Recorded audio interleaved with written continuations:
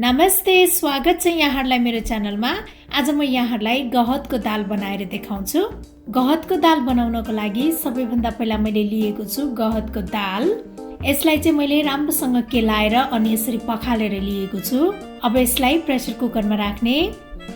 त्यसपछि अब यसमा 2 कप जति पानी पनि राख्ने अनि मैले 1 चम्चा जति बेसार अनि नुन राखे।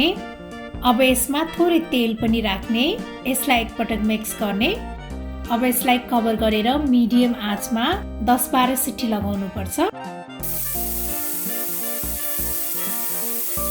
अब यो दाल पाकिसकेको छ। अब यो प्रेसर कुकरको चाहिँ हावा जान दिने।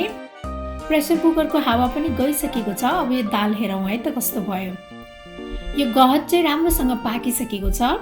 यो चाहिँ अलिकति बाक्लो भएको छ। अब यसमा म थोरै पानी थप्छु। अब यसलाई एकैछिन उम्लिन दिने। अब यो उम्लिसकेको छ।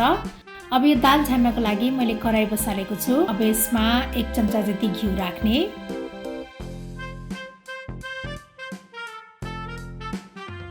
अब यो घिउमा ज्वानो फुराउनु पर्छ। गहतको दालमा चाहिँ ज्वानो फुराउँदा एकदमै मिठो हुन्छ। त्यसपछि अब यो सुकेको खुर्सानी पनि फुराउने। अनि अब मैले यो पिसेको अदुवा लसुन पनि राखेँ। अदुवा लसुनलाई एकैछिन चलाइसकेपछि अब यो मसिनो पारेर काटेको प्याज पनि राख्ने र प्याजलाई एकैछिन चलाउने।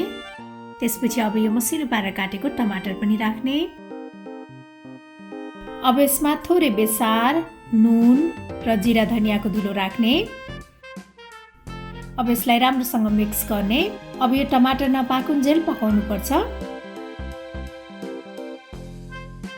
अब यो टमाटर पनि राम्रोसँग पाकिसकेको छ। अब म यसमा यो गहतको दाल राख्छु। अब यो दाललाई चाहिँ एकैछिन उम्लिन दिनुपर्छ। अब हाम्रो यो गहतको दाल चाहिँ सर्भ गर्नको लागि रेडी भइसकेको छ।